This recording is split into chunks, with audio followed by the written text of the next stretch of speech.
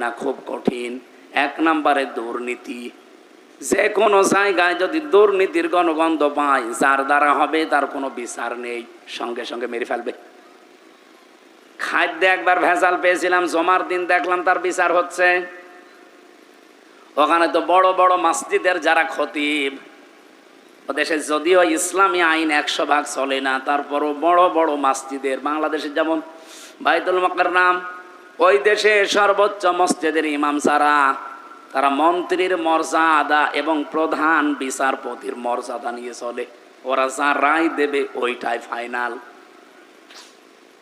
আমি জমার দিন ওখানে ছিলাম, একটা বিচার দেখলাম, উনি খাদ্যে ভেজাল দিয়েছেন, ধরা পড়ে গেছে। ওই যে বিচার করবে, কেস করবে, রায় দেবে, এসব না, শুধুমাত্র প্রমাণ হওয়ার সঙ্গে সঙ্গে দেখলাম মাত্র 3 দিনের ভেতরে তার বিচার শেষ, বিদায় করে দিল।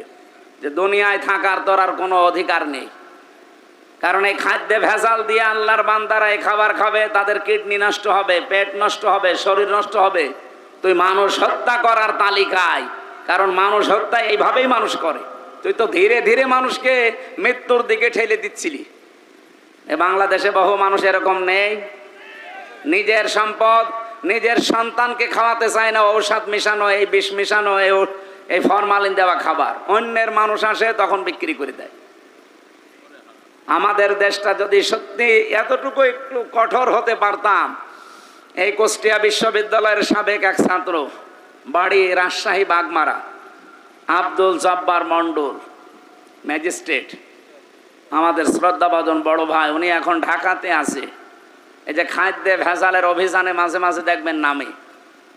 আমার মাঝে মাঝে চিন্তা হয় যে এরকম যদি 100 জন বাংলাদেশে একটু মন থেকে কাজ করার সুযোগ পেত, এই দেশে খাদ্যে ভেজাল দেওয়ার কোনো মানুষ পাওয়া যেত না, ভয়তে মানুষ ভালো হয়ে যেত। মালয়েশিয়া দাঁড়িয়ে যাওয়ার পেছনে কারণ 2টা। 1 নম্বরে এইরকম কিছু পেলে তারে আর বাঁচিয়ে রাখে না। 2 নম্বরে তারা খুব পরিষ্কার পরিচ্ছন্ন, কোনো জায়গায় একটা ময়লা নেই। অথচ এই দেশের চাইতে মালয়েশিয়া প্রায় 5 ডবল বড়, এত বড় বিশাল দেশ। তারা যদি দাঁড়িয়ে যেতে পারে, আমরা দাঁড়াবো না মানে? আমাদের দেশে তাদের চাইতে সম্পদ কোটি গুণে বেশি। কিছু না থাকলেও সবচাইতে বড় সম্পদ আমরা মানুষ। কথা বলেন না কেন? তারা এত বড় বিশাল দেশ, মাত্র মানুষ 3 কোটি।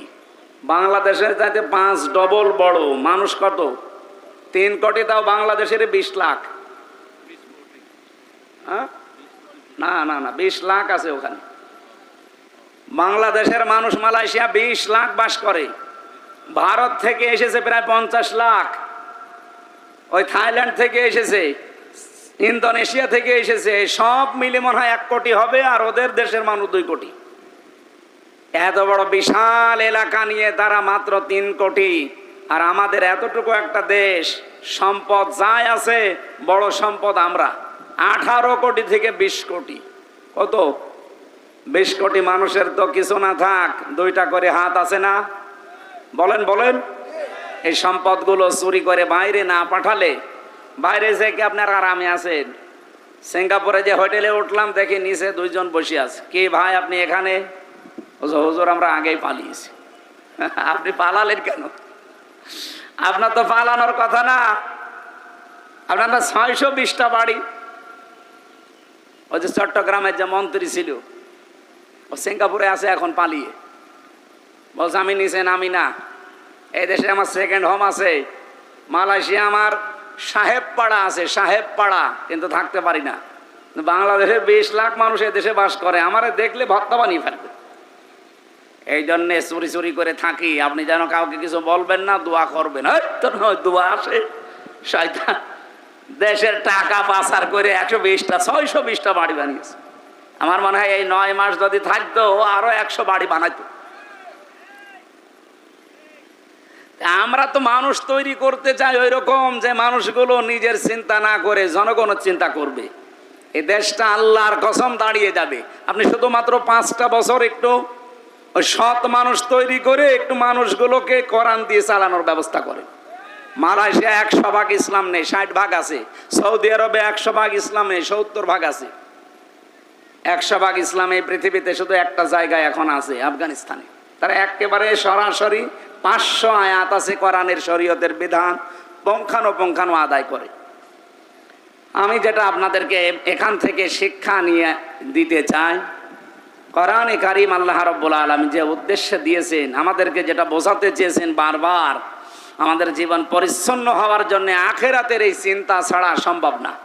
এই জন্য যত বেশি বৃদ্ধি হবে আমাদের ভেতরে বদ্ধমূল হবে এবং বৃদ্ধি হবে, তত বেশি আপনি দুনিয়ার জীবন সম্পর্কে ভালোভাবে টের পাবেন যে আসলে এটা আল্লাহর ভাষায় মাতাউল গুরুর, এটা প্রতারণা, ধোঁকাবাজি, খেল তামাশা ছাড়া কিচ্ছু না। কোরআনে কারীম আমরা শুনতে আসলাম, এখানে আয়াতের শেষে 2টা বিষয় পেয়েছি। আল্লাহ রাব্বুল আলামিন বলেন হাদা বায়ানুল লিন্নাস, এই যে বর্ণনা, বক্তব্য, বায়ান, এটা কাদের জন্য আমি দিয়েছি জানো? লিন্নাস, মানুষের জন্যে। কোন মানুষ? এই লাম শব্দটা আরবি গ্রামার অনুযায়ী প্রায় 13টা অর্থে ব্যবহার হয়। এখানে যে অর্থ এসেছে লাম ব্যবহার করার জন্যে, সেটা জীবিত মানুষদের জন্যে। কোরআন আল্লাহ নাজিল করেছেন, বর্ণনা দিয়েছেন, বক্তব্য এর ভেতরে আছে, এ কি মরা মানুষদের জন্যে না জীবিত? আমরা কি মরা না জীবিত? তাহলে আমাদের জন্যই বর্ণনা। 2টা বিষয় দিয়ে আল্লাহ কোরআন সাজিয়েছেন অবদান। 1 নম্বরে এর ভেতরে পথ নির্দেশিকা আছে, 2 নম্বরে মাউইজাতুন, এর ভেতরে প্রেসক্রিপশন আছে, উপদেশ আছে। ডাক্তারের কাছে প্রেসক্রিপশন নিতে গেলেই দেখবেন আপনাকে পরীক্ষা করার পর উনি যা লিখবে, প্রায় 4টা বিষয় ওই প্রেসক্রিপশনের ভেতরে আমি পেয়েছি। 1 নম্বরে ডাক্তারের নাম লেখা থাকে, এরপরে আপনার নাম লিখবে, আপনার বয়স লিখবে, 3 নম্বরে ঔষধগুলোর নাম লিখবে, 4 নম্বরের পাশাপাশি ঔষধের ডোজ লিখবে। কি কোনোদিন পড়েননি প্রেসক্রিপশন? কোরআনে কারিমে পুরোটা আল্লাহ এভাবে সাজিয়ে দিয়েছেন প্রেসক্রিপশনের মতো করে। এটা সবার জন্য আল্লাহ বলেন প্রেসক্রিপশন হবে না, উপদেশ হবে না, পথও দেখাবে না সবাইকে।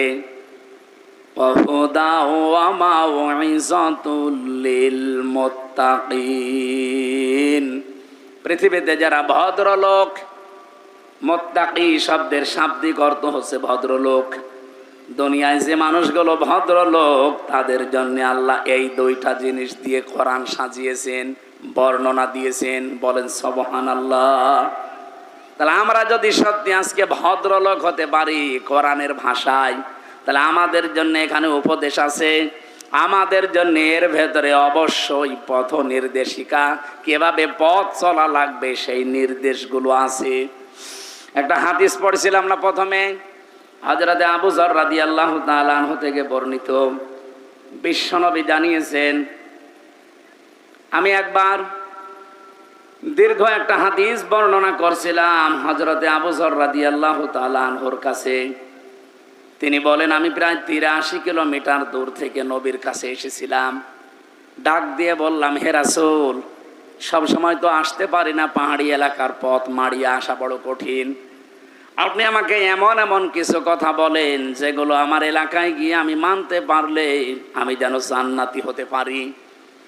বিশ্বনবী এই 7টা কথা তাকে বলেছিলেন। বলেন তো শৈলকুপার মানুষেরা, এই যে 7টা উপদেশ, এটা কি শুধুমাত্র আবু যরের জন্যে? আমাদের জন্য ওই 7টা উপদেশ আছে। আর কিয়ামত পর্যন্ত যারা আসবে আমাদের পরে, তারাও এই 7টা মানলে তারাও জান্নাতি। নবীজি বললেন, 1 নম্বরে তাকে আমি উপদেশ দিয়েছিলাম, ওসিকা বিতাকওয়াল্লাহ, যেখানেই থাকবা তাকওয়া অর্জন করে মুত্তাকি হবা। এই যে কোরআন উপদেশ, কোরআন পথ নির্দেশিকা কাদের জন্যে? মুত্তাকিদের। বলেন বলেন। প্রশ্ন আসতে পারে, আমরা কি মুত্তাকি না?